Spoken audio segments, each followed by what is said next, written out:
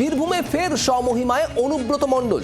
মমতা বন্দ্যোপাধ্যায়ের সফরের পরই পদোন্নতি কেষ্টর। অনুব্রত মণ্ডল বীরভূমের কোর কমিটির আহ্বায়ক। গতকালই তিনি কোর কমিটির আহ্বায়ক হয়েছেন। বোলপুরে কোর কমিটির বৈঠকে এই সিদ্ধান্ত নেওয়া হয়। আর তারপর থেকেই প্রশ্ন, তাহলে কি আবারও হারানো জমি ফিরে পেতে চলেছেন অনুব্রত মণ্ডল? অনুব্রত মণ্ডলের জেলা সভাপতির পদ চলে গিয়েছিল বীরভূমে এবং তারপর থেকেই বেশ কিছুটা কোণঠাসা ছিলেন জেলার রাজনীতিতে অনুব্রত মণ্ডল। গতকালের পর কি আবারও পুনরুত্থান অনুব্রত মণ্ডলের? আর এই নতুন পদ, কোর কমিটির আহ্বায়ক পদ, অনুব্রত মণ্ডল যা পেয়েছেন গতকাল, সেই পদ কি তাকে আধিপত্য বিস্তারে সাহায্য করবে?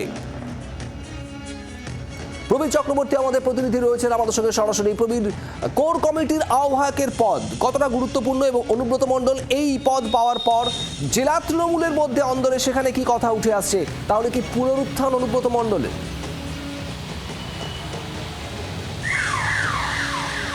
দেখো, বীরভূম জেলার সংগঠন নিয়ে, কোর কমিটির কার্যকলাপ নিয়ে, কোর কমিটির মধ্যে প্রতিদিনের দ্বন্দ্ব, অন্তর্কলহ, কোথাও কাজল শেখ, কোথাও অনুব্রত মণ্ডল, কখনো আশিস বন্দ্যোপাধ্যায়, কখনো অনুব্রত মণ্ডল, এই যে প্রতিদিনের দ্বন্দ্ব কিন্তু নির্বাচনের আগে যথেষ্ট অস্বস্তির কারণ ছিল তৃণমূল কংগ্রেসের কাছে।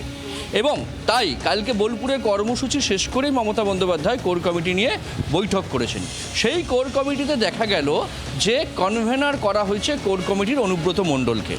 কনভেনার পদটি আহামরি বিশেষ কিছু পদ নয়, কিন্তু তা সত্ত্বেও রাজনৈতিক মহল মনে করছেন যে নির্বাচনের আগে এই কোর কমিটির অন্তর্দ্বন্দ্ব মেটানোর জন্য এই নতুন পদ সৃষ্টি করে, তৈরি করে কোর কমিটিতে অনুব্রত মণ্ডলকে সেখানে নিয়ে এলেন তৃণমূল নেত্রী মমতা বন্দ্যোপাধ্যায়। তার অনেকগুলো কারণ রয়েছে বলে মনে করছে বীরভূম জেলার সংগঠন।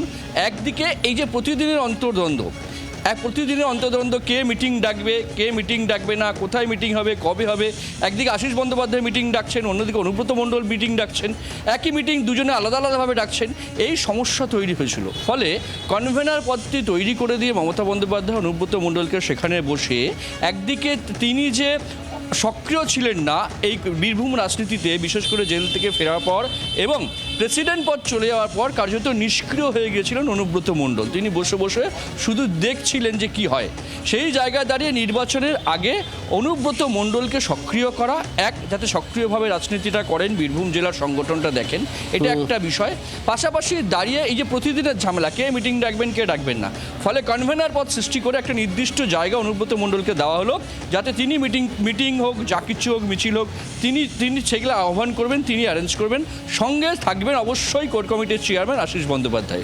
গতকাল বৈঠকে যেমন জানা যাচ্ছে সূত্র ধরে, মমতা বন্দ্যোপাধ্যায় বলেছেন যে আশিস বন্দ্যোপাধ্যায় এবং অনুব্রত মণ্ডল দুজনেই বীরভূমের সংগঠনের অত্যন্ত সিনিয়র, যৌথভাবে কাজ করবেন। এই যৌথভাবে কাজ করার ক্ষেত্রে চেয়ারম্যান আশিস বন্দ্যোপাধ্যায়, অনুব্রত মণ্ডল ছিলেন কিন্তু কোর কমিটির সাধারণ সদস্য।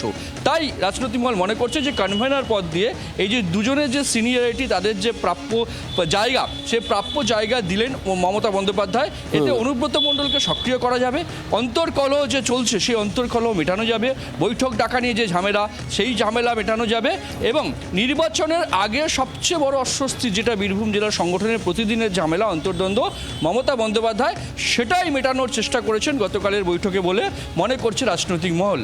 প্রবীর, তোমাকে ধন্যবাদ। এই মুহূর্তে আমাদের সঙ্গে রয়েছেন বিজেপি নেতা রাহুল সিনহা। রাহুলবাবু, অনুব্রত মণ্ডল বেশ কিছুদিন জেলার রাজনীতিতে কোণঠাসা ছিলেন, কিন্তু গতকাল বীরভূমের তৃণমূলের কোর কমিটির আহ্বায়কের পদ পেয়েছেন অনুব্রত মণ্ডল। কি মনে হয়, অনুব্রত মণ্ডলে কি তাহলে আবারও পুনরুত্থান হচ্ছে তৃণমূলে? অসন্তুষ্ট অনুব্রত মণ্ডলকে শান্ত করার জন্য শেষ পর্যন্ত মুখ্যমন্ত্রীকে মাথা নত করতেই হলো। এটাই তার সবচেয়ে বড় প্রমাণ। যাকে 21শে জুলাইয়ের মিটিংয়েই আসতে দেওয়া হলো না, এসেও ফিরে যেতে হলো, সেই অনুব্রত মণ্ডলের কাছে শেষ পর্যন্ত মমতা ব্যানার্জি মাথা নোয়ালেন। আমি তো এইভাবেই দেখছি বিষয়টা। বাংলার আওয়াজ, বাঙালির আবেগ, জি 24 ঘন্টা।